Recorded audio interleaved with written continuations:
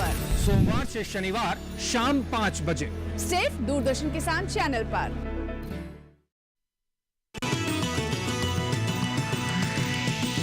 DD किसान, बदलते भारत की शान।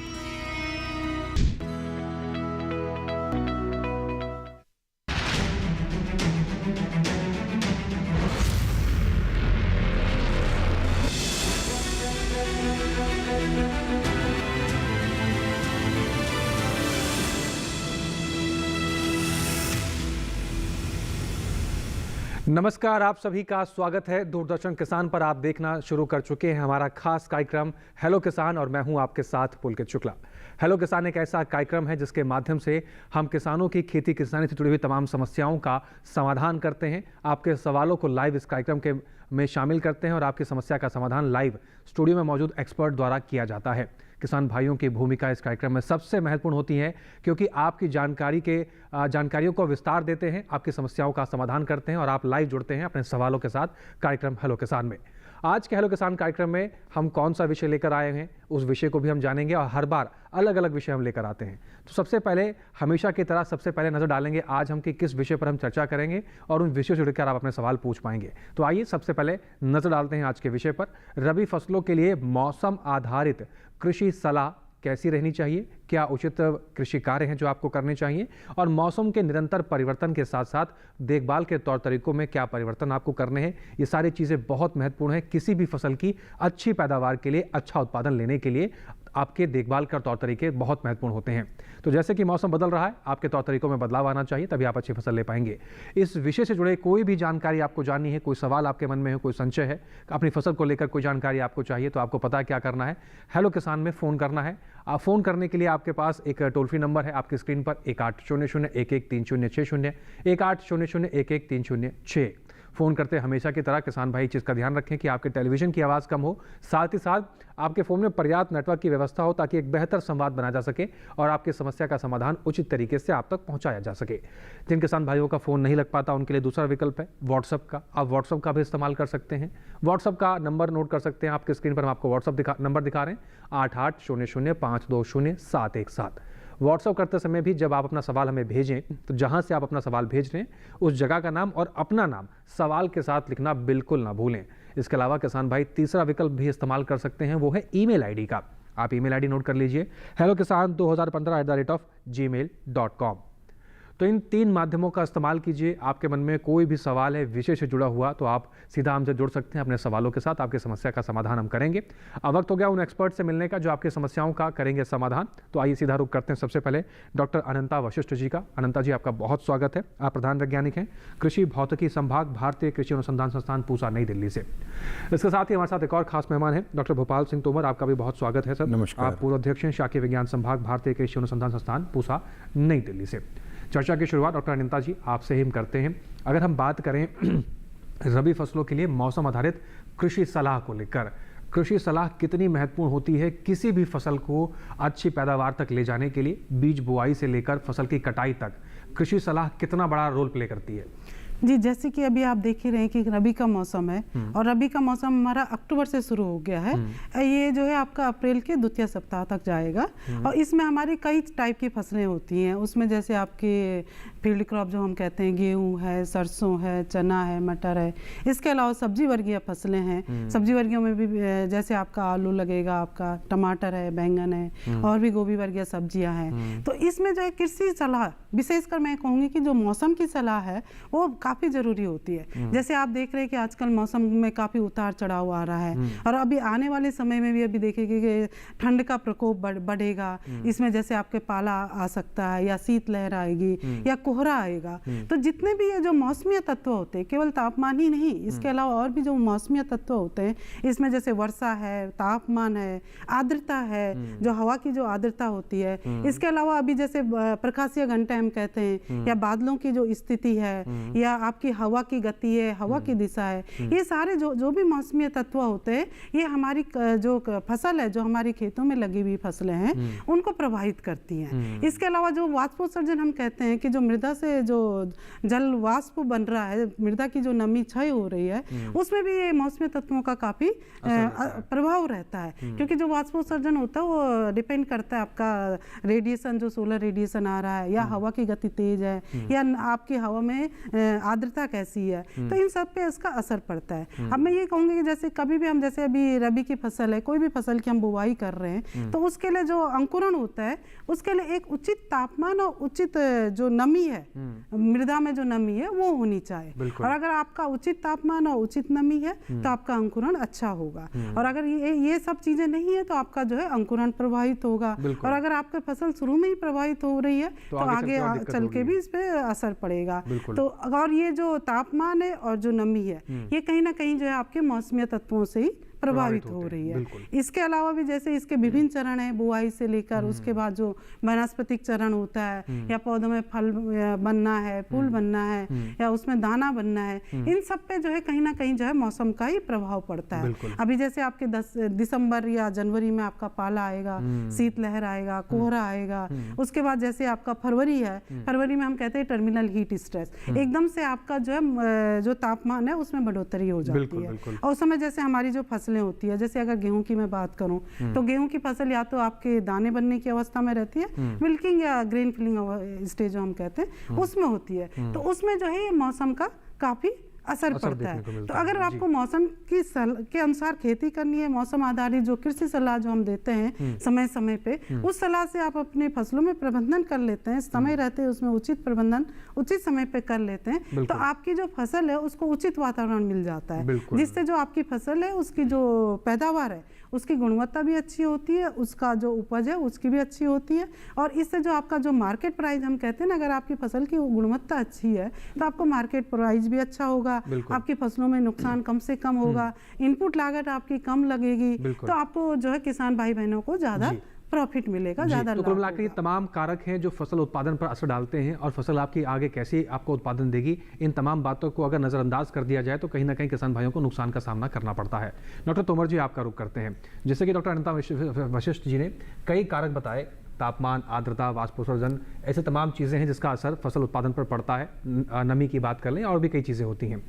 अगर आपसे हम जानना कि समझने का प्रयास करें, रबी के मौसम में फसल उत्पादन करना ज़्यादा चुनौतीपूर्ण होता है इन कंपैरिजन टू खरीफ के, या खरीफ ज़्यादा आसान है, या दोनों में चुनौतियां लगभग बराबर होती हैं और दोनों में ही ये तमाम जो कारक होते हैं उतना असर डालते हैं?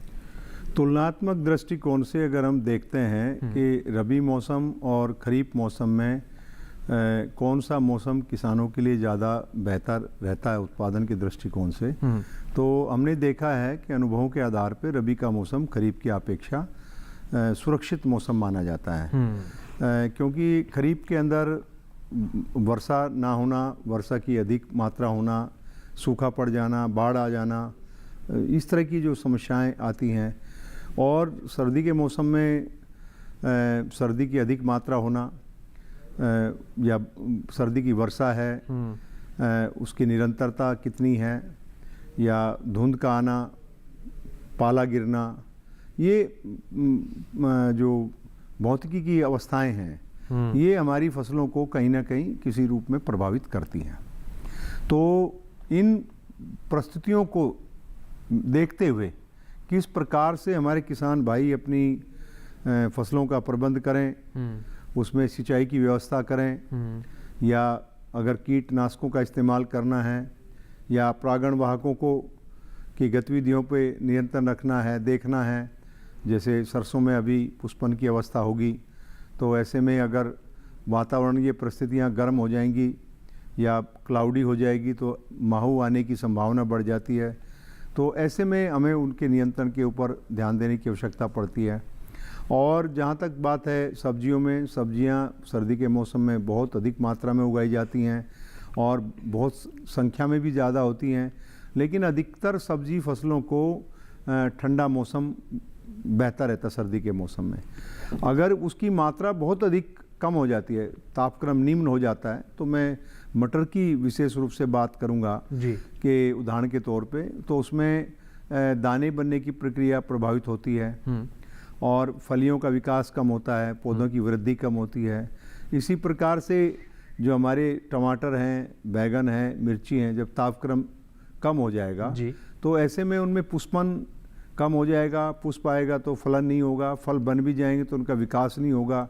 ये सारी चुनौतियां सर्दी के मौसम में इन फसलों में आती हैं। और अगर हम इसकी फ़ायदे की बात करें, क्या फ़ायदा कहाँ होगा? अगर तापक्रम कम है लेकिन दिन का तापक्रम, सूर्य की जो प्रकाश की स्थिति है वो अच्छी है, तो ऐसे में जितनी हमारी गोभी वर्गीय फसलें हैं, पत्तेदार सब्जी फसलें हैं या जड़ वाली फसलें हैं, आलू है, इनकी वृद्धि और विकास बहुत अच्छा होता है। तो कुल मिलाकर के जो वातावरणीय परिस्थितियां हैं उन पे नज़र रखना, उनकी जानकारी के अनुरूप अपनी फसल का प्रबंधन करना, बिल्कुल, और अपनी फसलों से बेहतर उत्पादकता लेने के लिए, उच्च गुणवत्ता का उत्पाद लेने के लिए, ये सारी वातावरणीय परिस्थितियों को ध्यान में रखते हुए अगर हमारे किसान भाई अपने प्रयास करते हैं तो उनको इससे फ़ायदा ज़्यादा होने की संभावना मानी जाती रहती है। जी। तो इन तमाम चीज़ों का किसान भाई ध्यान रखकर अपने फसलों की समय समय पर प्रबंधन करेंगे, देख रेख के तौर तरीकों में बदलाव करेंगे, तो निश्चित तौर पर जो किसान भाई का लक्ष्य होता है बीज बोने का कि अच्छा उत्पादन उसको मिल सके, उस लक्ष्य को किसान भाई सही तरीके से और सही समय पर उचित तरीके से पा सकेंगे।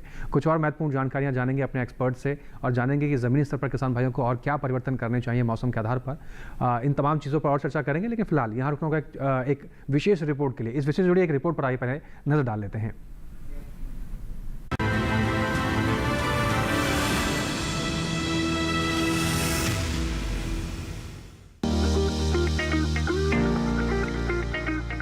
भारत मौसम विज्ञान विभाग की कृषि मौसम विज्ञान प्रभाग की ओर से किसानों के लिए मौसम आधारित कृषि सलाह दी जाती है।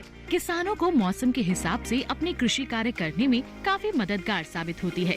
पहली बात हिमाचल प्रदेश की करें तो यहाँ के किसान गेहूं की बुआई को पूरा कर लें और बंद गोभी, फूल गोभी व ब्रोकली की रोपाई करें।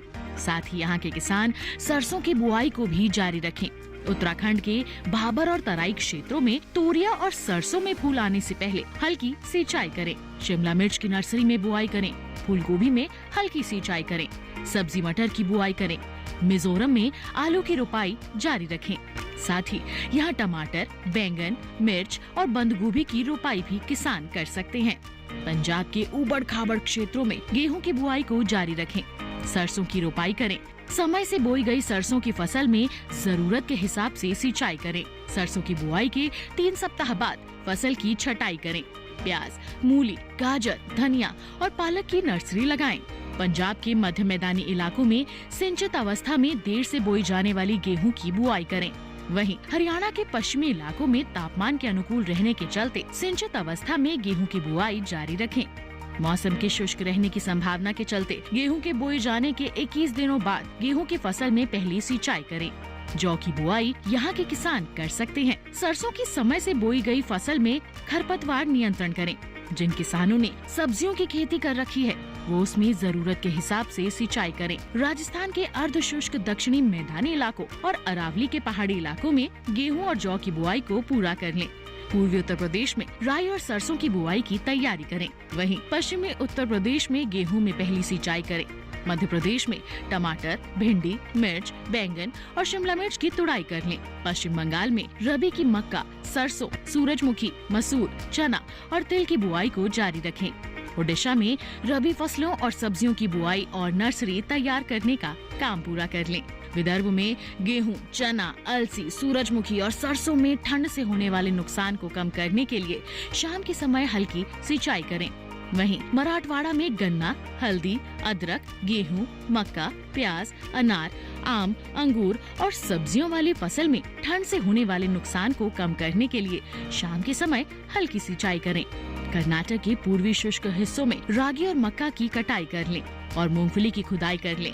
आंध्र प्रदेश के ऊंचाई वाले जनजातीय क्षेत्रों में धान और रागी की कटाई कर लें। यहाँ चने, काले चने और अदरक में हल्की सिंचाई करें। साथ ही फसल में खरपतवार नियंत्रण भी कर लें।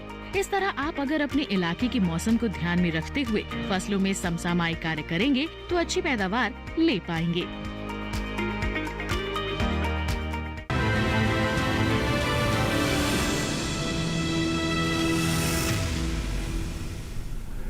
तो इस रिपोर्ट के जरिए कुछ मुख्य बहुत ज़रूरी बातें समझने का प्रयास हमने किया कि इस मौसम में कैसे अपनी रबी फसलों की देखभाल आपको करनी है और ज़मीनी स्तर पर कैसे इसको और विस्तार देना है। लौटते हैं उस चर्चा की तरफ और रुख करते हैं अपने मेहमानों का। डॉक्टर तोमर जी, आपका रुख करते हैं और आपने जिक्र किया मटर की फसलों को लेकर। मटर की फसलों में अक्सर हमने देखा है कई बार मटर की जो फलियाँ होती हैं उनका फुलाव बहुत बेहतर होता है, रंग बहुत अच्छा होता है और दिखने में लगता है कि इसमें भर भर के दाने होंगे, लेकिन जब हम देखते हैं कि उसको खोल के तो उसमें दानों की संख्या बहुत कम रहती है और वही मटर जब बाजार में पहुंचती है, उपभोक्ता तक मटर पहुंचती है, तो वो भी कहीं ना कहीं इस चीज़ का ठगा हुआ महसूस करता है। तो ये किसानों के लिए भी इस तरह की स्थिति ना बने, उपभोक्ता के लिए भी इस तरह की स्थिति ना बने, उसके लिए मटर की अगर खासकर बात की जाए तो इस मौसम में क्या देखभाल करना उचित रहता है जिससे किसी फलियाँ का जो फुटाव हो बेहतर हो और दाने भी उसमें भरपूर हों? देखिए, ऐसे तो जो मटर है, सब्जी वाली मटर, वो सर्दी की ही फसल है और उसको निम्न तापक्रम बहुत अच्छा रहता है और उसमें उसका वृद्धि, विकास, पुष्पन होता है। लेकिन जब तापक्रम एक सीमा से अधिक कम हो जाता है तो उसमें परागण की क्रिया प्रभावित होती है, क्योंकि मटर एक स्वयं परागित फसल है और इसका फूल जो नर भाग है, मादा भाग है, वो कील एक पुष्प का एक भाग बोलते हैं, जो दलपुंज होते हैं, उसके अंदर बंद रहते हैं। ऐसी स्थिति में अगर हवा की मोमेंट नहीं है और वार्म नहीं है, दिन गर्म नहीं है, थोड़ा गर्मी नहीं है, तो ऐसे में परागण अच्छी प्रकार से नहीं हो पाता फली के अंदर जी, क्योंकि ये एक मल्टी ओव्यूल वाली फसल है। इसमें जितना परागण होगा उतने ही दाने बनेंगे। हालांकि ये नंबर ऑफ ग्रेन की जो वो बात निर्भर करती है, वो जाति विशेष पे करती है। कुछ किस्मों में 5 से 6 दाने होते हैं, किसी में 8 से 10 दाने होते हैं। औसत जो सर्दी की जो मुख्य फसल है उसमें 8 से 10 दाने वाली किस्में आजकल प्रचलन में हैं। तो ये जो दाने की स्थिति है दोनों तरह से निर्भर करेगी कि किस्म कौन सी चयन की गई है और वातावरण की परिस्थितियां कैसी हैं, तो इन दोनों के ऊपर निर्भर करता है। लेकिन अगेती जो किस्में हैं अभी बाजार में उपलब्ध हैं और ऐसे में भी जो आपने कहा कि कई बार किसान भाई भी तुड़ाई करते समय अगेती फसल में मुख्य रूप से 2 बार ही तुड़ाई होती है और पहली तुड़ाई जो है उसमें कोई 60 से 65 दिन बाद बुआई के होती है और दूसरी तुड़ाई 75 से 80 दिन पे होती है और अगेती जो मटर है वो 2 तुड़ाई के बाद खत्म हो जाती है जी। लेकिन जो मध्यम बुआई वाली किस्में हैं जिनकी बुआई किसान भाई 25 अक्टूबर से शुरू करके 15 नवंबर के बीच में करते हैं और उनका पुष्पन जो है जनवरी के पहले सप्ताह में या मध्य सप्ताह में होगा और उसमें फलियां बनेगी जनवरी के अंत में या फरवरी के अंत में, तो उसमें अक्सर इस प्रकार की समस्याएं नहीं होती हैं। कभी कभी तापक्रम निरंतर जब धुंध की स्थिति बनी रहती है तब ये स्थिति ज़्यादा प्रभावी रूप से देखने को मिलती है कि फलियां तो बहुत अच्छी दिखती हैं लेकिन उसमें दाने कम होते हैं या 8 दानों की बजाय उसमें 2 दाने नहीं बनते, 6 दाने बनते हैं और बाकी में परागण की वजह से दाने नहीं बन पाते। तो ऐसी स्थिति का से निपटने के लिए किसान भाइयों को आवश्यक हो जाता है कि वो अपनी मटर की फसल में हम सिफारिश करते हैं कि भाई अगर वातावरणीय परिस्थितियां अनुकूल नहीं है तो पोटेशियम सल्फेट का छिड़काव वो घोल बना करके कर सकते हैं। 3% का 100 लीटर पानी में 3 किलोग्राम पोटेशियम सल्फेट का घोल बना ले और उसका छिड़काव अपनी फसल के ऊपर मौसम जब साफ हो 11 बजे से 4 बजे के बीच में कर सकते हैं प्रातः काल में, और शाम के समय छिड़काव ना करें क्योंकि प्रातः काल में ओस ज़्यादा रहती है और शाम के टाइम सर्दी में 4 बजे के बाद फिर ओस का गिरना आरंभ हो जाता है। बिल्कुल। तो इन सावधानियों के साथ अगर हम हमारे किसान भाई अपनी प्रबंधन करेंगे तो उचित देखभाल करते हैं बिल्कुल, तो इस समस्या से हम काफी हद तक निपट सकते हैं जी। बहुत महत्वपूर्ण जानकारी आपने साझा की है कि मटर की फसल में किस तरीके से आप प्रबंधन करके अच्छा उत्पादन ले सकते हैं। कुछ और महत्वपूर्ण जानकारी लेंगे लेकिन फिलहाल यहाँ रुकना होगा एक छोटे से ब्रेक के लिए। आप सभी बने रहें, देखते रहें कार्यक्रम हेलो किसान।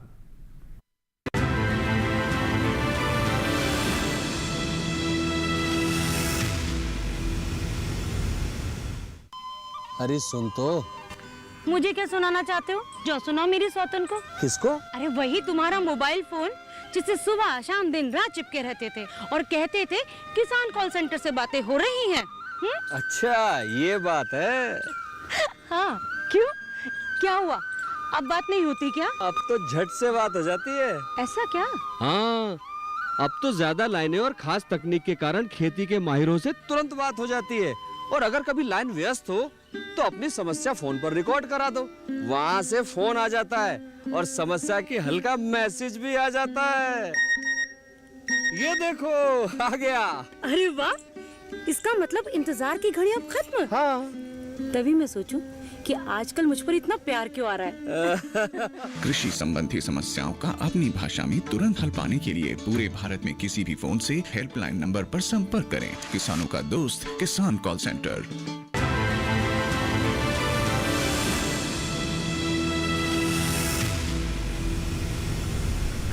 ब्रेक के बाद एक बार फिर से आप सभी का स्वागत। आप देख रहे हैं कार्यक्रम हेलो किसान। चर्चा को आगे बढ़ाते हैं, लेकिन उससे पहले आपको बता दें कि जैसे कि हमने आप पहले भी आपसे कहा था कि ये कार्यक्रम किसान भाइयों के लिए एक मौका है अपने आप को टीवी पर दिखाने का, हेलो किसान कार्यक्रम में आने का। तो कुछ दर्शकों का हमें प्रश्न वीडियो प्राप्त हुआ है। कुछ हमारे किसान भाइयों ने अपने प्रश्न का वीडियो बनाकर हमें भेजा है, जिसको कार्यक्रम में हम शामिल करते हैं हमेशा की तरह। तो आइए रुक करते हैं। आनंद गुजरात से एक वीडियो में प्राप्त हुआ है किसान मनीष पटेल का। आइए जानते हैं और देखते हैं उन्होंने कौन सा सवाल भेजा अपने वीडियो के माध्यम से। नमस्कार, मेरा नाम मनीष भाई एम पटेल। मैं गुजरात से आनंद डिस्ट्रिक्ट के वनसोल गांव से हूँ। ये मैंने चने की खेती की है, वो करीबन आज 25 दिन का हो चुका है, मगर कुछ पौधे उसमें सूख जाते हैं और मर जाते हैं। तो कृपया इसका कोई इलाज या कोई दवा हो तो कृपया हमको बताने की कृपा करें। धन्यवाद जी। तो हमारे दर्शक थे और किसान थे, इन्होंने चने की फसल लगा रखी है। डॉक्टर अनंता जी, मैं आपका रुख करूंगा। 15 दिन की इनकी फसल हो चुकी है और 15 दिन से ऊपर शायद फसल हो चुकी है, और इनकी कुछ फसलें जो हैं वो सूख गई हैं। क्या समाधान है और क्या समस्या है? क्या मौसम का असर देखने को मिल रहा है या प्रबंधन और कुछ तो ये जैसे कि गुजरात से बता रहे हैं, तो इन्होंने चने की फसल लगाई है, तो और मेरे को जो मृदा में लगी उसमें जो है नमी भी कम लगी इनकी। तो मृदा में जो है इनका नमी है, इनको थोड़ा सा उसमें जो है नमी का प्रबंधन करना चाहिए। अगर इनको सिंचाई की व्यवस्था है तो सिंचाई करनी है, अगर सिंचाई नहीं है तो इनको नमी के लिए जैसे मल्चिंग का हम जैसे प्रयोग करने के लिए कहते हैं। अगर रेन फेड एरिया है इनका तो उसमें मल्चिंग का भी ये प्रयोग कर सकते हैं। और अगर तापमान क्योंकि गुजरात में भी अभी धीरे धीरे कम जा रहा है, तो मैं तो ये नहीं कह सकती हूँ कि पाला की वजह से इनकी अभी फसलें सूख रही है, क्योंकि पाला आने की अभी वहाँ पे संभावना नहीं है। तो ये ज़्यादातर वही दिख रही है कि नमी की वजह से, मृदा में जो नमी है उसकी वजह से इनकी फसल में जो सूख रही है उसी की वजह से हो रही है। जी डॉक्टर अनंता जी, जब नमी प्रबंधन की हम बात कर रहे हैं, कौन से उचित पैमाने हैं जिससे कि हम सुनिश्चित कर सकें कि हमारी फसलों में नमी प्रबंधन उचित है, और कितने समय के अंतराल पर ये चेक करते रहना चाहिए कि हाँ नमी प्रबंधन जो है बरकरार है? फसल की अवस्था के अनुसार भी क्या नमी प्रबंधन को चेक करना चाहिए, और कौन कौन सी अवस्थाओं के अनुसार कितनी नमी होनी चाहिए? जी, जैसे कि आपने नमी की व्यवस्था कहा, तो कई फसलें होती हैं उनके कुछ क्रिटिकल स्टेज होते हैं कि उसमें हमको जो है पानी की व्यवस्था उनको करनी ही है।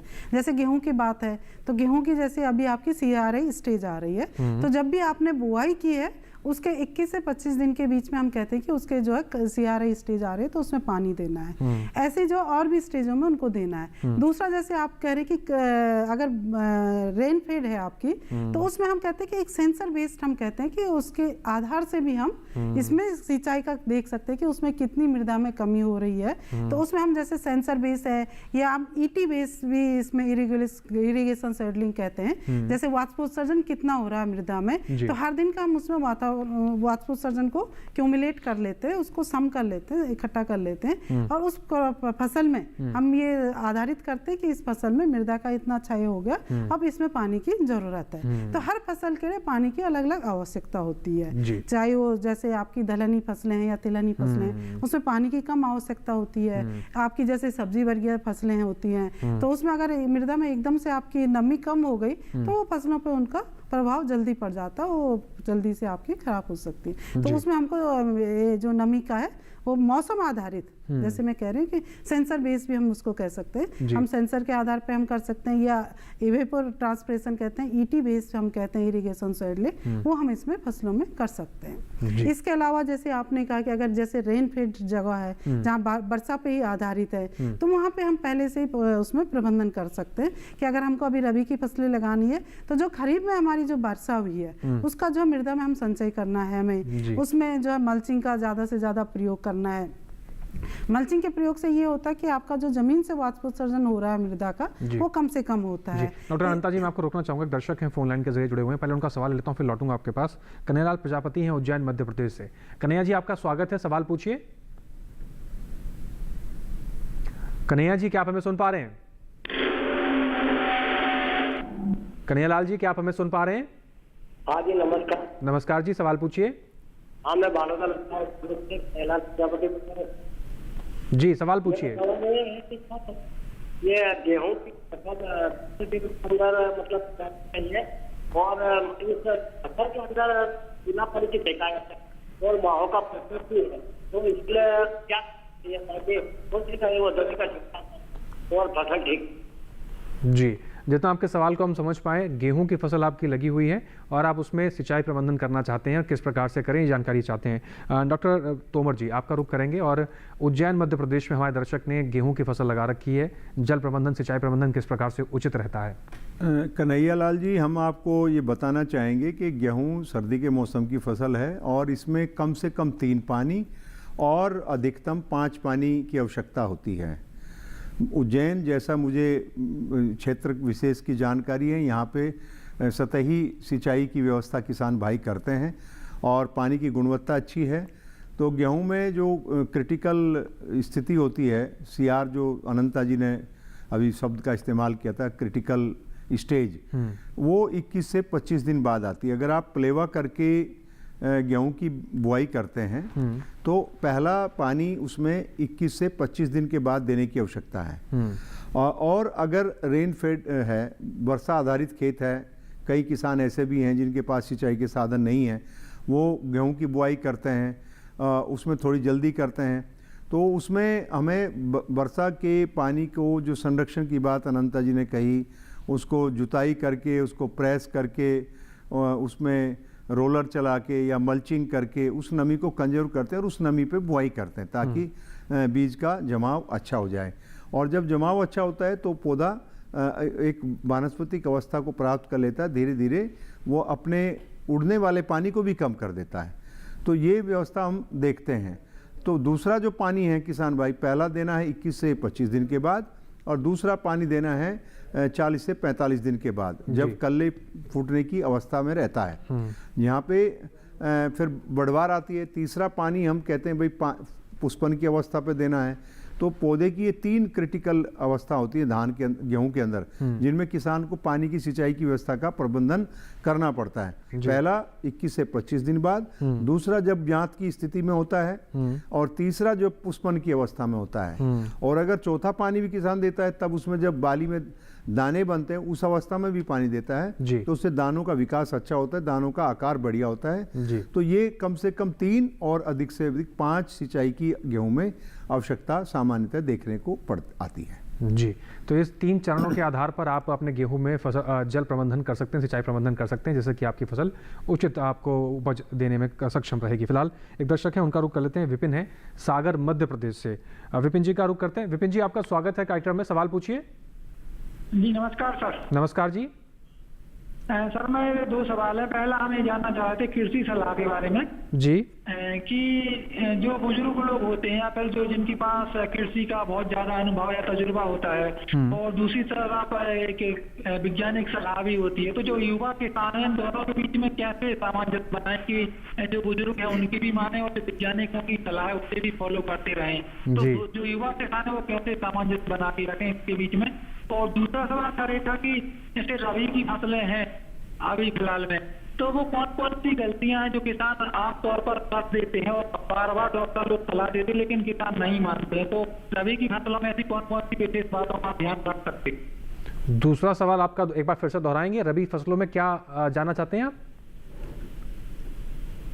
विपिन जी, क्या आप हमें सुन पा रहे हैं? नहीं, जहाँ तक मैं पुलकित जी समझ पाया हूँ। जी डॉक्टर भोपाल जी, देखिए इनके 2 सवाल हैं। पहला सवाल तो ये है कि जिस तरीके से पारंपरिक खेती करते हुए चले आ रहे थे, बड़े बुजुर्गों के सलाह के आधार पर जो खेती किसानी चल रही थी, अब कई तरह के युवा भी इसमें रुझान लेते हैं। अब युवाओं को कहा जाता है कि कृषि वैज्ञानिकों की सलाह पर आधारित आप कृषि कार्य कीजिए, तो वो उसमें असमंजस में स्थिति में है कि मैं अपने बड़े बुजुर्गों की पारंपरिक प्रथाओं को मानूं या कृषि विशेषज्ञों के आधार पर अपनी खेती किसानी को आगे बढ़ाऊं। देखिए, दोनों बातें अपनी महत्वपूर्ण है। अपना जो बुजुर्ग किसान है उसका अपना जीवन का अनुभव है, उसने बहुत सारी परिस्थितियों को देख करके अनुभव इकट्ठे किए अपने सोच में। और दूसरी सोच ये है कि आधुनिक सोच है कि भाई कृषि में बहुत उन्नति हुई है, जो वैज्ञानिक शोध होकर के चीज़ें उभर के आई हैं उनका इस्तेमाल कृषि में किया जाता है। तो दोनों पक्ष अपने आप में एक महत्वपूर्ण सामंजस्य बैठा सकते हैं। हमारी जो पुरानी आईटी के हैं वो भी महत्वपूर्ण है, क्योंकि वो अनुभवों के आधार पर उन्होंने प्रचलन में लेके आए हैं जी। और जो हमारी वैज्ञानिक सोच है, वैज्ञानिक सोच शोध आधारित है कि भाई हमें पानी कितने दिन में देना है। जैसे हम गेहूं की बात कर रहे थे कि भाई पहला पानी कितनी अवस्था पर देना, पहले लोग अनुभव से देते थे या उपलब्धता के आधार पर देते थे। अब हमने कहा कि भाई गेहूं के अंदर पहला पानी 21 से 25 दिन में देना, या दलहनी फसलें हैं, जैसे अभी हमारे पटेल साहब ने अपना चने का खेत दिखाया था, और या हम मटर की बात कर रहे थे, दलहन में लेंटिल की बात करें या सरसों में बात करें, तो उनमें हमने सारी अवस्थाओं को निर्धारित कर लिया कि कौन सी क्रिटिकल अवस्था है वैज्ञानिक शोध करके, और उस अवस्था पे अगर हम सिंचाई की व्यवस्था नहीं कर पाते हैं तो ऐसे में फसल की वृद्धि, विकास और उपज पे प्रतिकूल प्रभाव पड़ते हैं। तो ये कृषि के समग्र विकास के लिए हमारी जो पारंपरिक सोच है और हमारी जो आधुनिक सोच है, जो विज्ञान आधारित सोच है, दोनों का समायोजन करना कृषि के लिए आवश्यक है और इसी से हमारी कृषि की उन्नति होगी। तो हमारे जो युवा हैं उनको ठीक है, वो आज आधुनिक सोच के साथ खेती करते हैं। पुराने किसान हमारे अधिकतर शिक्षित नहीं थे, वो अपने अनुभव के आधार पे, अपने परंपरागत अनुभवों के आधार पे काम करते थे। इन दोनों को मिलाकर के अगर हम काम करें तो निश्चित रूप से हमारा किसान अपनी खेती को बेहतर बना सकता है। जी, और मैं यहाँ पे एक और ऐड करना चाहूंगी, इसमें मौसम के भी काफी रोल है। जैसे पुराना जैसे हमारा अनुभव है उसके आधार पर हम खेती करते हैं, फिर जो हमारे आधुनिक जो वैज्ञानिकों के शोध के द्वारा जो हमारे तकनीकियां निकली हैं उसको भी हम खेती में जोड़ते हैं। साथ में जैसे मौसम की भी, जैसे कि आप देख रहे हैं कि मौसम में काफी आजकल बदलाव आ रहा है, उसके आधार पे भी हम उसमें खेती करते हैं, तो इससे हमें काफ़ी फायदा होता है। जैसे कि हमारा शोध के आधार पे हम कहते हैं कि गेहूं में ही अभी बताया कि 21 से 25 के दिन में आपका पानी देना जरूरी है, क्योंकि CRI स्टेज क्रिटिकल स्टेज होती है। लेकिन अगर उसमें अगर हम मौसम के आधार पर देखते हैं कि देखो भाई आपका मौसम कैसे उतार चढ़ाव कर रहा था, बारिश आई या नहीं आई, या आपका जो तापमान कैसे गया है, तो क्या उस स्थिति को 11 से 25 से पहले भी वो स्थिति आ सकती है, उसके बाद भी आपकी वो स्थिति आ सकती है। तो उसके आधार पर अगर हम खेती करते हैं तो उसमें तो एक तो हमारा रिसोर्स का भी जो सेविंग होगा, हमारा जो है उपयुक्त उसमें जो है समय पे उसको जो है पानी मिलेगा, तो उसकी गुणवत्ता बढ़ने के चांस और बढ़ जाते हैं। जी, तो ये दोनों बातें बहुत महत्वपूर्ण हैं और दोनों का जो समावेश बनाकर चलना है उसी के जरिए हम आगे अपने लक्ष्यों को हासिल कर पाएंगे। बहरहाल एक दर्शक है, उनका रुख कर लेते हैं। अजय शर्मा जम्मू कश्मीर से फोन लाइन के जरिए जुड़े हुए हैं। अजय जी, आपका स्वागत है, सवाल पूछिए। अजय शर्मा जी, क्या आप हमें हमारी आवाज सुन पा रहे हैं? बिल्कुल आपकी बात सुन पा रहे हैं, लेकिन ये आपका शोर जो है बहुत डबल स्पीकर लगाया है क्या? जी अजय जी, अपना सवाल पूछिए, समझ नहीं पा रहे आपकी आवाज को हम। हेलो, मेरी बात सुनिए, मेरा ये स्पीकर बंद कर दीजिए प्लीज, स्पीकर डाउन कीजिए। आपने वो स्पीकर लगा स्पीक कर लिया ना उसको? हाँ, मेरा नाम अजय शर्मा है, मैं डिस्ट्रिक्ट सांबा का रहने वाला हूँ जी। तो मेरा गाँव बियानी है जी। सवाल पूछिए। सवाल हमारा ये है सर। हेलो जी जी, सवाल पूछिए। मेरा सवाल ये है सर, मैं किसान हूँ, कृषि विभाग से जुड़ा हुआ हूँ जी। सवाल ये है, मेरे पास 25 एकड़ जमीन है, लेकिन हमें जंगली जानवरों ने बहुत परेशान, जी हमें जंगली जानवरों ने परेशान करके रखा है जी। नील गाय है, सूअर है, खरगोश है, बंदर है जी। हमारे पास लाखों रुपए का फसल होता है, बहुत नुकसान होता है जी। अजय जी, आपका सवाल बहुत महत्वपूर्ण है। न केवल आपके, ऐसे कई किसानों की समस्या रहती है, समस्या का समाधान, उचित प्रबंधन क्या है, ये भी हम समझेंगे अपने एक्सपर्ट से। लेकिन फिलहाल यहाँ रुकूंगा एक छोटे से ब्रेक के लिए। आप बने रहें, देखते रहें कार्यक्रम हेलो किसान। ब्रेक के उस बाद आपके सवाल को शामिल करते हैं और समाधान भी आप तक पहुंचाएंगे।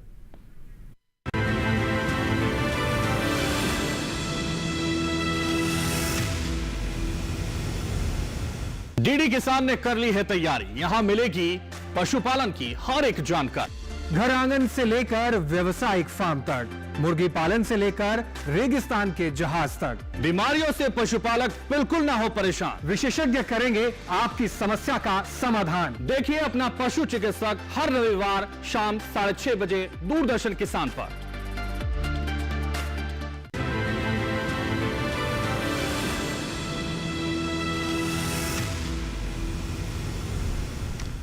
ब्रेक के बाद एक बार फिर से आप सभी का स्वागत। कार्यक्रम हेलो किसान आप देख रहे हैं। हमारे दर्शक थे अजय शर्मा जम्मू कश्मीर से। उन्होंने का सवाल था कि आमतौर पर जो किसान है उसको कई तरह की समस्याओं का सामना करना पड़ता है, जिसमें से एक समस्या ये भी रहती है कि जो जंगली जानवर होते हैं या जो छुट्टा पशु होते हैं वो उनके खेत में घुस आते हैं और फसल को नुकसान पहुँचाते हैं। इसका समाधान ले लेते हैं। आप दोनों मेहमानों से मेरा ये सवाल रहेगा कि किस प्रकार से समाधान करके चलें किसान भाई, क्या समाधान करना चाहिए किसानों को इस तरह की समस्या का सामना कर रहे हैं जो? देखिए, इसमें एक तो ये जो बात अजय शर्मा जी ने कही है, ये वास्तव में पूरे देश में किसानों के सामने एक बहुत बड़ी चुनौती है। चाहे वो छोटे पशुओं की समस्या हो या नीलगाय की समस्या हो, जंगली सुअर की समस्या हो और बंदरों की समस्या हो। बंदर भी बहुत बड़ी संख्या में हमारे देश में खेती को नुकसान कर रहे हैं। तो ये वास्तविक समस्या है। इसका निदान कैसे हो, इसकी समस्या का कारण तो ये स्पष्ट है कि भाई जो अन्न उत्पादक पशु हैं, किसान भाई उसको छोड़ देते हैं और वो चारे के लिए, खाने के लिए भूख लगती है उनको, तो खेतों को नुकसान करते हैं। दूसरा, हमारे देश में बंदरों की संख्या में आशातीत वृद्धि हुई है। उसका कारण है कि जंगलों की संख्या कम होती जा रही है, तो उनका जंगल कम होने के कारण, उनके जंगलों में खाने पीने की चीज़ें उपलब्ध ना होने के कारण तो बंदर भी फसलों को नुकसान करने लगे हैं। तो ये तो एक व्यावहारिक सी बात है कि ये समस्या तो है जी। इसका एकमात्र निदान है जंगली जानवरों का, नीलगाय का, तो भाई किसान भाई अपने खेत के चारों तरफ फेंसिंग कर सकता है, तार की फेंसिंग कर सकता है या सीमेंट के पोल से फेंसिंग कर सकता है छोटे पैमाने पे, ताकि इन समस्याओं। लेकिन बंदर तो फेंसिंग को भी कूद जाते हैं जी और फसल को नुकसान करते हैं। तो उसका एक सामुदायिक उपाय मुझे लगता है कि कम्युनिटी आधार बेसिस पे इसको हम नियंत्रण कर सकते हैं जी। कि जो हमारे जंगली जानवर हैं, जंगलों से जो कृषि क्षेत्र में आ रहे हैं, उनके लिए हमें वन क्षेत्र को बढ़ावा देने की, उसमें ऐसे फल वृक्षों के लगाने की व्यवस्था करनी होगी कि वो हमारी फसलों को नुकसान न करें। और उनकी अब जो भूख तो उनको लगती है जानवरों को, तो वह आते हैं खाने के लिए। तो अगर हम उसकी एक वैकल्पिक व्यवस्था करें, और ये सामुदायिक रूप से संभव है, कोई व्यक्ति विशेष नहीं कर सकता जी। जो हमारी पंचायती ज़मीनें हैं या जंगल के पास हैं, उनको जंगलों का कटाव रोकना है, उसमें ऐसे वृक्षों की रोपाई की जाए या ऐसे उसमें बीजों का छिड़काव किया जाए ताकि वहीं वो फसलें उग जाएं और जानवर या बंदर उनको इस्तेमाल में ले आएँ जी। तो ये एक व्यावहारिक समस्या है और सरकार सामूहिक समाधान करने के लिए प्रयास हमें करने होंगे। सामूहिक प्रयास अगर हम करें बिल्कुल, तो मुझे लगता है इसको हम सफलता हद तक कम कर सकते हैं। बिल्कुल। और व्यक्तिगत स्तर पे इस समस्या का निदान करना बहुत मुश्किल है। बिल्कुल। इसके साथ कई और समाधान भी है, उसको भी हम शामिल करेंगे। लेकिन एक दर्शक हैं, उन्होंने भी अपना प्रश्न वीडियो में बना के भेजा है, आइए उनको शामिल कर लेते हैं। अवतार सिंह मीना है, बूंदी राजस्थान से। आइए जान लेते हैं इनका क्या सवाल है और क्या जानना चाहते हैं। अवतार मीना हूँ, ग्राम कोलायडा का रहने वाला हूँ, डिस्ट्रिक्ट बूंदी। और मैंने एक गांव की फसल बोई है, ये 20 से 25 दिन की हो गई। इसमें पीलापन का रोग आ रहा है, अगर कोई उपाय हो तो बताइए जी। तो हमारे दर्शक हैं बूंदी राजस्थान से और इन्होंने गेहूं की फसल लगाई है। 15 दिन से ऊपर की फसल हो चुकी है और पीलापन देखने को मिल रहा है, यानी कि शायद पानी की कमी देखने को मिल रही है। डॉक्टर अनिता जी नहीं जी, इसमें आयरन की भी कमी आप बता सकते हैं या फिर दीमक का भी प्रकोप हो सकता है। तो कई बार क्या होता है कि अगर जमीन में आपका दीमक का प्रकोप हो रहा है तो उससे भी जो है आपकी फसल ये पीली दिखने लगती है। या इसके अलावा जैसे आपका आयरन की कमी होती है, उसकी वजह से भी आपका ये पीलापन आना शुरू हो जाता है। और जहाँ तक गेहूं की बात है, गेहूं में ज्यादातर दीमक का प्रभाव ज्यादा होता है, तो आप थोड़ा सा उसको देख लीजिए, उखाड़ के जैसे देख देंगे तो अगर उसकी जड़ें खाई हुई सी नजर आ रही हैं तो इससे ये लगेगा कि आपका दीमक का ही प्रभाव है। तो अभी जैसे आपकी 15 दिन की है, तो अभी आने आपको जो है उसमें एक सिंचाई भी देनी है CRI स्टेज में, तो आप उसमें जो है दीमक का जो क्लोरोपाइरिफॉस होता है सिंचाई के साथ उसका प्रयोग कीजिए। तो आपका ये जो पीलापन है, अगर वो दीमक की वजह से ही हो रहा है तो वो जरूर ठीक हो जाएगा जी। तो आप इस प्रकार के समाधान करके आपकी फसल में जो पीलापन आपको दिख रहा है उसका समाधान आपको मिल सकता है। डॉक्टर अनंता जी, जैसे कि हम इससे पहले जिस विषय पर चर्चा कर रहे थे कि क्या समाधान हो सकते हैं सामूहिक स्तर पर अगर देखा जाए, या फिर जो जंगली जीव जंतुओं की समस्या का सामना करना पड़ता है, हम ये भी देख रहे हैं कहीं ना कहीं एक तरफ जो खेती करने योग्य ज़मीन है वो भी दिन ब दिन कम होती जा रही है, जंगलों की कटाई से भी लेकर भी समस्या है। क्या इसका एक समाधान ये भी हो सकता है कि हम खेती के साथ साथ एग्रो फॉरेस्ट्री को भी लेकर साथ साथ बढ़ें, और अगर ऐसा हम करते हैं तो अपनी फसल के साथ साथ कौन सी ऐसी चीज़ों को लेकर हम आगे बढ़ें जिससे कि हम अपनी खेती की ज़मीन को भी युक्त बना के रखें और एग्रो फॉरेस्ट्री में भी आगे बढ़ें?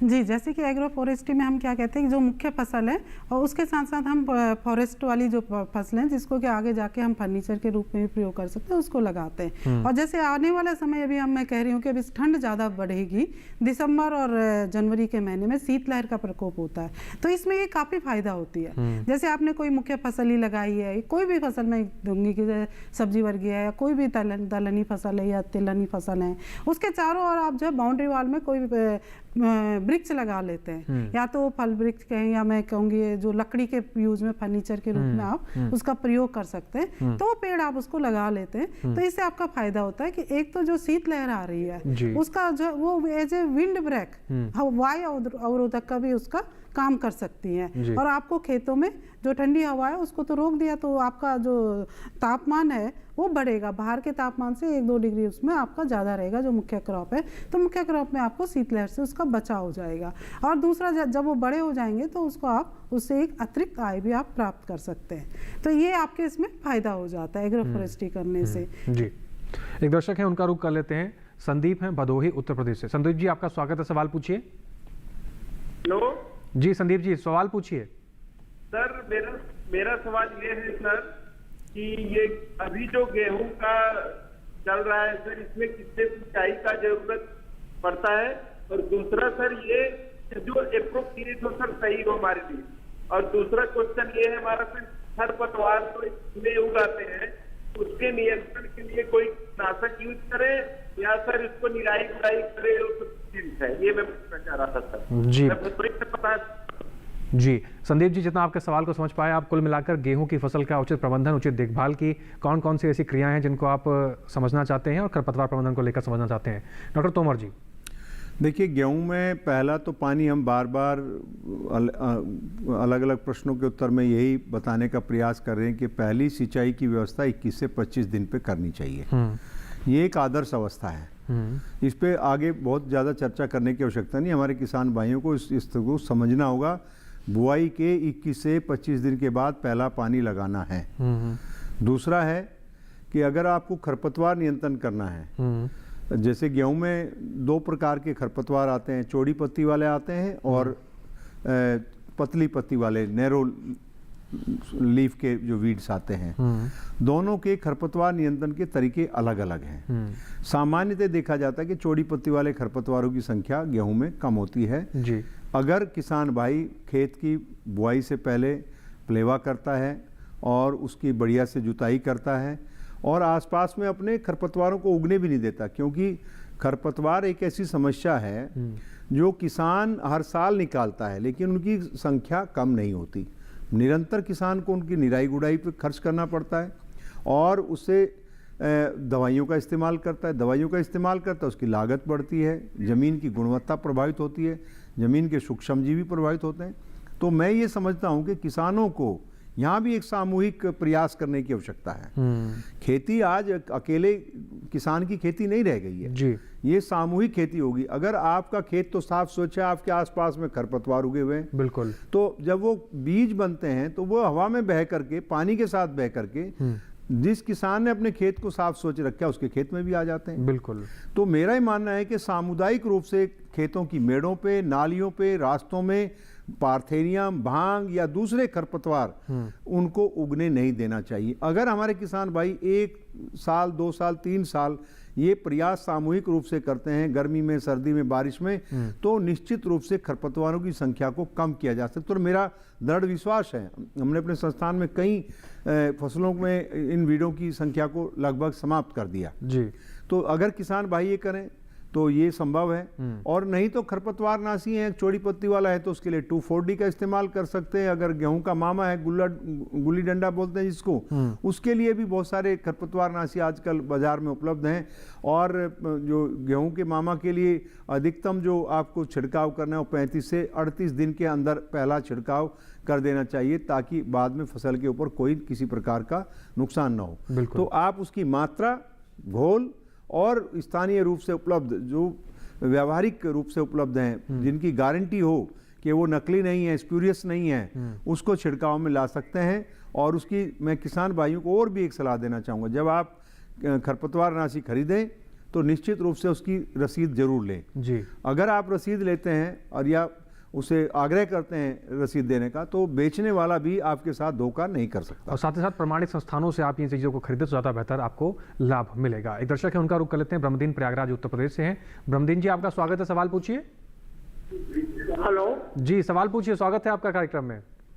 जी, गेहूं की फसल लगाए हैं सर जी, और उसमें खरपतवार नियंत्रण के बारे में जानना चाहता हूँ जी। क्या वो सिंचाई के बाद दवा का प्रयोग किया जाए या सिंचाई के पहले किया जाए? जी ब्रह्मदीन जी, आपका सवाल बहुत महत्वपूर्ण है और आपकी समस्या का समाधान भी हम करेंगे कार्यक्रम में, लेकिन बहरहाल यहाँ आपको रुकना होगा एक छोटे से ब्रेक के लिए। ब्रेक के उस पर आपके सवाल को शामिल करेंगे, आपकी समस्या का समाधान करेंगे। आप सभी बने रहें, देखते रहें कार्यक्रम हेलो किसान।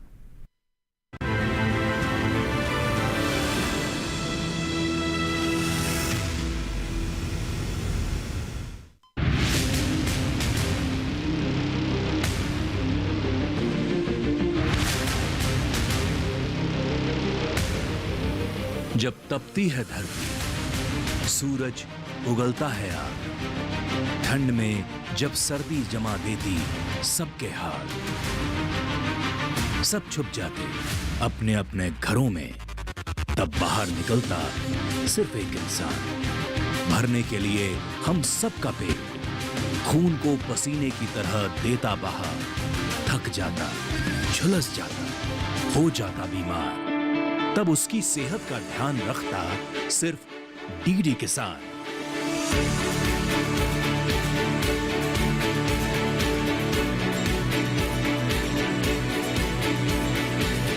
देखिए स्वस्थ किसान शनिवार शाम 6 बजे लाइव, सिर्फ दूरदर्शन किसान चैनल पर।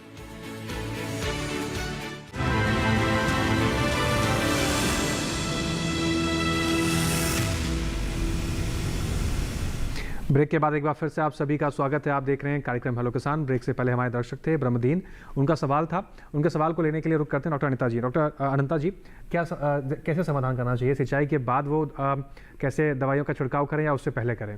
जी, जैसे कि अभी उनके 15-20 दिन की हो गई है, फसल हो गई है और वो अभी उसमें सिंचाई देंगे, तो सिंचाई के बाद ही उनको खरपतवार का उसमें जो खरपतवार नाशी है उसका छिड़काव करना चाहिए, ताकि जो उनके जो खरपतवार उसमें आया है वो उसकी थोड़ी ग्रोथ भी हो गई है, तो वो खरपतवार नाशी से उसको मार सकता है उसको, और आगे फिर उसका बढ़वार कम से कम हो सकता है। तो मैं तो किसान भाई बहनों को यही सुझाव दूंगी कि जब भी वो सिंचाई करते हैं उसके 1-2 दिन बाद ही उसको खरपतवार नाशी का छिड़काव करें। जी, तो इस प्रकार से ब्रह्मदीन जी आप खरपतवार नाशी का प्रयोग कर सकते हैं और अनंता जी ने आपका बेहतर समाधान कर दिया है। डॉक्टर अनंता जी, रबी के मौसम में और खासकर सर्दियों के मौसम की हम बात करें, जो सबसे बड़ी चुनौती रहती है चाहे वो कोई भी फसल हो, वो है पाले की समस्या। पाले की समस्या कितना बड़ा असर डालती है किसान भाइयों की फसल उत्पादन पर, और क्या इसका कोई परमानेंट समाधान है? क्योंकि एक प्राकृतिक परिवर्तन है जो कि देखने को मिलता ही है, इसको हम क्या रोक सकते हैं या इसको बदल सकते हैं, या इसके अनुसार फसल पर कोई नकारात्मक प्रभाव न पड़े, उसके लिए क्या करना चाहिए? जी, जैसे कि आपने कहा पाला का, तो पाला से अपनी फसलों को काफ़ी नुकसान होता है। बिल्कुल। और विशेषकर आपकी सब्जी वर्गीय फसलों पर इसका ज़्यादा नुकसान पड़ता है। और जो पाला आता है, जब हमारा जो तापमान होता है वो 0 डिग्री के आसपास चला जाता है, तो इससे क्या होता है, जो हमारी फसलों की जो कोशिकाएं होती हैं, तो उसके बीच में जो द्रव्य होता है, जो जल होता है, द्रव्य जिसे हम कहते हैं लिक्विड फॉर्म में, वो ठोस फॉर्म में बदल जाता है। और अगर वो ठोस में बदल रहा है तो उससे हमारी कोशिकाएं क्षतिग्रस्त हो जाती हैं। कई बार क्या होता है कि हमारा जो स्टोमेटा होता है, जहाँ से कि ट्रांसप्रेशन करते रहते हैं या हवा का आदान प्रदान होता है फसलों में, वो सारा क्षतिग्रस्त हो जाता है। तो ये क्षतिग्रस्त हो जाता है तो हमारी फसलों में अगर वाष्पन नहीं हो पा रहा या हवा का आदान प्रदान नहीं हो पा रहा है, तो फसलों में धीरे धीरे जो है वो जो पत्तियाँ हैं वो सूखने लग जाती हैं, मुरझाई हुई सी नज़र आती है, तो काफ़ी उससे नुकसान हो जाता है। तो इसका एक मैं कहूँगी कि सरल उपाय है कि आपको मौसम के प्रति आपको सचेत रहना है, अवेयर होना है, मौसम की जानकारी आपको होनी है। क्योंकि मैंने कहा कि जैसे तापमान 0 डिग्री के आसपास जाता है तभी आपका पाला पड़ेगा, और 0 से ऊपर तापमान है तो आपका पाला नहीं पड़ेगा। तो इसके में एक या तो आप जैसे डीडी किसान के माध्यम से भी ये जानकारी ले सकते हैं, भारत मौसम विज्ञान विभाग है या केवीके है या हमारे भारतीय कृषि अनुसंधान परिषद के विभिन्न संस्थान हैं, जैसे हमारा भारतीय कृषि अनुसंधान संस्थान नई दिल्ली में, ऐसे पूरे भारतवर्ष में कई संस्थान हैं, उनके माध्यम से भी ये जानकारी लेते हैं। और इसका एक अनुमान आप खुद भी लगा सकते हैं पाला का। पाले का अनुमान ये कि आपको सुबह ठंडी ठंडी हवा लगेगी कि ठंडी सी हवा आ रही है, इसका जो तापमान है वो 0 के आसपास, जमाव बिंदु कहते हैं हम, 0 के आसपास है, और दोपहर के बाद एकदम से हवा रुक गई और आपका क्लियर स्काई होना है, आसमान साफ होना है। अगर आसमान में बादल है तब भी आपका पाला नहीं होगा, चाहे आपका तापमान कम भी है। तो आपका क्लियर स्काई होना है, रात को आपके हवा का रुक जानी चाहिए, शांत होनी है, मतलब हवा नहीं चलनी है, और आपका तापमान 0 डिग्री के आसपास होना है। तो आपको निश्चित है कि उस दिन आप जब भी सुबह उठोगे तो आपको पाला नजर आएगा। तो ये ऐसी सिचुएशन आपको पहले ही पता चल गई तो आपको अपनी फसलों में पहले इसका प्रबंधन करना है। तो इसका सबसे जो आसान प्रबंधन हम कहते हैं वो ये कहते हैं कि छिड़काव विधि से सिंचाई करना। ये छिड़काव विधि से सिंचाई हम इसलिए कहते हैं कि हम ज़्यादा मात्रा में भी हमको सिंचाई नहीं करनी है, हल्की सिंचाई करनी है। तो इसको ये इसलिए कहते हैं कि जैसे जब तापमान कम हो रहा है तो आपका जो जल है, जो हमने पानी के रूप में जल दिया है पौधों को, वो आपका बर्फ में बदलेगा, ठोस में बदलेगा, तो उसमें वो एक लेटेंट हीट निकालता है, अव्यय गर्मी जो हम कहते हैं, लेटेंट हीट निकालता है। तो वो जो है हमारा जो फसल का जो वातावरण है उसको गर्म कर लेता है। तो अगर पाला गिर भी रहा है तो आपके उसकी फसल पे उसका असर नहीं पड़ेगा। एक तो आसान से उपाय ये है। दूसरा हम ये कहते हैं कि गंधक का छिड़काव करने के लिए भी कहते हैं 0.1%, मतलब 1 लीटर गंधक हम 1000 लीटर पानी में मिला के उसको 1 हेक्टेयर में आप छिड़काव कर देते हैं। इससे भी जो है आपकी फसलों का जो वातावरण का जो माइक्रो जो इन्वायरमेंट है उसका तापमान थोड़ा अच्छा रहता है और आपका इसमें पाले से असर नहीं पड़ता। इसका एक फायदा और भी है कि आपका सल्फर के रूप में उसको एक माइक्रो न्यूट्रिएंट भी आपको मिल जाता है। तो इसके अलावा जैसे मल्चिंग का भी मैंने कहा है कि जैसे हम पिछली जो फसलें हैं, मैं किसान भाई बहनों को भी कहेंगे कि उसको बिल्कुल मत जलाइए, वो आपका काफी फायदेमंद होता है। अभी जैसे आपकी सर्दी वाली फसलें हैं तो उस पुआल का प्रयोग जो है आप मल्चिंग के रूप में भी प्रयोग कर सकते हैं। उससे आपका क्या है कि जो मृदा का तापमान है वो आपका थोड़ा सा बढ़ जाएगा और आपका जैसे अगर आपको नर्सरी लगानी है, छोटी फसलें हैं, तो वो पुआल से भी आप उसको ढक सकते हैं। जी, तो कुल मिलाकर ये 3 मुख्य तरीके आपने जो बताए, इन तरीकों से हम जो पाले की समस्या किसान भाई देखने को मिलती है उसका समाधान उचित तरीके से कर सकते हैं। इसके साथ ही डॉक्टर अनीता वशिष्ठ जी और डॉक्टर भोपाल सिंह तोमर जी समय समाप्ति की ओर इशारा कर रहा है, जिसकी वजह से समय में कार्यक्रम को यही समाप्त करना पड़ेगा। लेकिन आप दोनों ने समय निकालकर जो स्टूडियो में आए और इस मौसम में जो कृषि आधारित सलाहें बेहतर से बेहतर हो सकती हैं और किसान भाइयों की जो समस्याओं का समाधान उचित तरीके से आप दोनों ने किया, उसके लिए बहुत शुक्रिया। कार्यक्रम में आने के लिए और अपनी भागीदारी निभाने के लिए बहुत शुक्रिया मैम, बहुत शुक्रिया सर आपका भी। नमस्कार, धन्यवाद। इसके साथ ही आज के हेलो किसान कार्यक्रम में बस इतना ही। अगले ऐसे कौन से विषय रहेंगे जिस पर हम चर्चा करेंगे और आप अपने सवाल पूछ पाएंगे अगले विषय से जुड़े हुए, तो बात करेंगे अगले विषय की हम। तो सबसे पहले डालते हैं अगले विषय पर। हेलो किसान में अगले विषय पर बात करेंगे रबी फसलों के लिए जैविक और प्राकृतिक खेती तकनीकें कैसी हैं और इन तकनीकों को अपनाकर आप कैसे अच्छी खेती तो कर ही सकते हैं, साथ ही साथ उत्पादन भी बेहतर ले सकते हैं। इस विषय से जुड़े हुए आपके जितने भी सवाल हैं आप वीडियो के माध्यम से अपने सवाल हम तक पहुंचा सकते हैं और आपकी वीडियो को कार्यक्रम हेलो किसान में शामिल भी किया जाता है। आप हमारा नंबर नोट कर सकते हैं व्हाट्सएप का, जिसके जरिए आप प्रश्न वीडियो बनाकर हमें भेज सकते हैं 8800520717। इस नंबर पे अपना प्रश्न वीडियो बना के भेजिए, आपके वीडियोस को हम इस कार्यक्रम में शामिल करेंगे। अब बात करते हैं ईमेल आईडी की, जिसके जरिए आप अपने सवाल हम तक पहुंचा सकते हैं। आप हमारी ईमेल आईडी नोट कर सकते हैं hellokisan2015@gmail.com। इसके अलावा डीडी किसान के कॉल सेंटर पे भी फ़ोन करके आप अपने सवाल सुझाव दर्ज करा सकते हैं। नंबर नोट कर सकते हैं डीडी किसान के कॉल सेंटर का, नंबर है 1800113060। सोमवार से शनिवार सुबह 6 से रात के 10 बजे तक आपकी सेवा में नंबर खुला रहता है। इसके अतिरिक्त कोई जानकारी आपसे छूट गई है या इस कार्यक्रम को आप दोबारा देखना चाहते हैं तो आप डीडी किसान के यूट्यूब चैनल का इस्तेमाल कर सकते हैं। आपकी टीवी स्क्रीन पर QR कोड दिखाया जा रहा है, इसको स्कैन कीजिए, सीधा पहुंच जाएंगे डीडी किसान के यूट्यूब चैनल पर। वहां पर भी दिखाई गई हर एक जानकारी को आप दोबारा से भी देख सकते हैं। और इसके साथ ही आज के हेलो किसान कार्यक्रम में बस इतना ही। फिर से हाजिर होंगे नए विषय, नए मेहमान, नई जानकारियों के साथ। फिलहाल इसके साथ हमें दीजिए इजाजत, लेकिन बने रहें डीडी किसान के साथ। नमस्कार।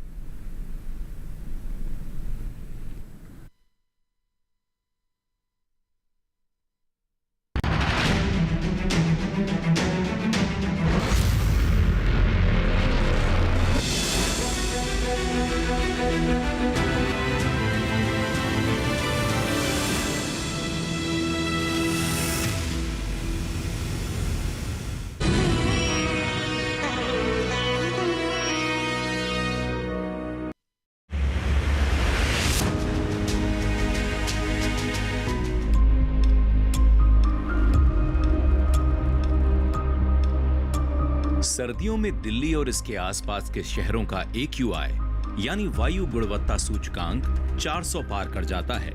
इस हवा में सांस लेना मतलब उम्र कम करना और बीमारियों को दस्तक देना। इस जहरीली हवा में sulphur dioxide, carbon monoxide, nitrogen dioxide जैसी गैसें और धूल के कण शामिल होते हैं जो इंसान ही नहीं पशुओं के स्वास्थ्य पर भी बुरा असर डालते हैं। रिसर्च बताती हैं कि लगातार ऐसी हवा में सांस लेने से पशुओं में कई तरह की बीमारियां होने की आशंका रहती है, जैसे श्वसन संबंधी निमोनिया, अस्थमा, प्रजनन संबंधी एलर्जी व त्वचा संबंधी समस्याएं देखने को मिलती हैं। हालांकि वायु प्रदूषण से होने वाली परेशानी के लक्षण पशुओं में अलग अलग दिखाई देते हैं, लेकिन सामान्य लक्षणों पर ही पशुपालक को सचेत हो जाना चाहिए।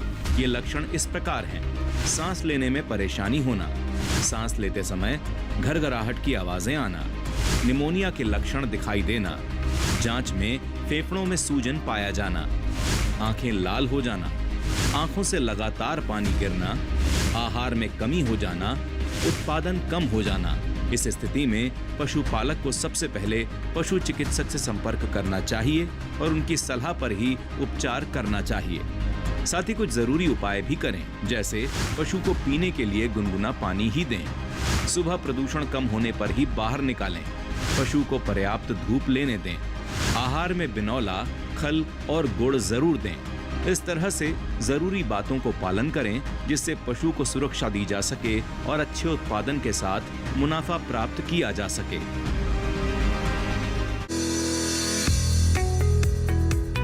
खेत के अंदर सबसे ज्यादा जो काम करती नजर आती हैं देश की महिलाएं। खेती की तरफ जब आप बढ़ती हैं, डिसीजन हमें जेंडर से लेना पड़ता है। मैं खेतों में काम करने जाती हूँ, कभी भी मुझे ये नहीं कहा कि नहीं ऐसा नहीं करेंगे। क्वालिफिकेशंस और स्किल सेट है, ये ट्रेडिंग इंडस्ट्री में फीमेल को इनहेरेंटली ये सब आता है। एग्रीकल्चर का क्या महत्व है, हमें जो खाना मिल रहा है रोज, वो कहाँ से आ रहा है, वो कैसे उगता है। देखिए अपना कमोडिटी एक्सपर्ट हमारे खास मेहमानों के साथ इस शुक्रवार रात 9 बजे सिर्फ दूरदर्शन किसान चैनल पर। भयंकर रूप ले रहा है वायु प्रदूषण। आंखों में जलन की शिकायत कर रहे हैं लोग। कितनी गंभीर है आंखों में जलन की समस्या और क्या है इसका समाधान? इस समस्या के बारे में कुछ जानना या पूछना चाहते हैं तो लगाइए हमारे टोल फ्री नंबर 1800-113060 और 1800-113061 पर कॉल। प्रदूषण से आंखों में जलन, प्रभाव और समाधान।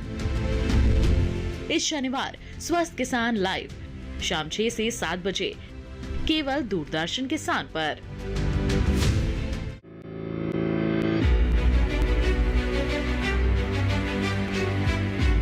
क्या है FIDF?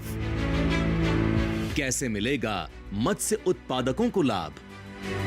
आज हम बात करने वाले हैं मत्स्य पालन और जलीय कृषि अवसंरचना विकास निधि के बारे में। इंफ्रास्ट्रक्चर बनाया जाता है वो राज्य सरकारों के द्वारा बनाया जाता है। जो इंडिविजुअल लाभार्थी बोल सकते हैं हम उसको, उनके लिए जो शेड्यूल बैंक बोलते हैं, जो भी नेशनलाइज बैंक है, शेड्यूल बैंक है, उनके तहत उनको ऋण मुहैया कराया जाता है। देखिए सरकार आपके साथ, हमारे विशेषज्ञ डॉक्टर नंद किशोर इंगोले के साथ शनिवार रात 9 बजे सिर्फ दूरदर्शन किसान पर। चार्ली, स्टेटस क्या है? हम पोजीशन ले चुके हैं। कॉपी। टीम लीडर रेडी, शिकार निशाने पर है। कहो तो भेजा उड़ा दो। रुक जाओ, सुना ना तुमने? स्टेज पर पहुंचो। मैंने कहा रुक जाओ। गोली लगी क्या? हमने सबको निपटा दिया ना? नहीं। वेल वेल वेल, जश्न की तैयारी लगती है।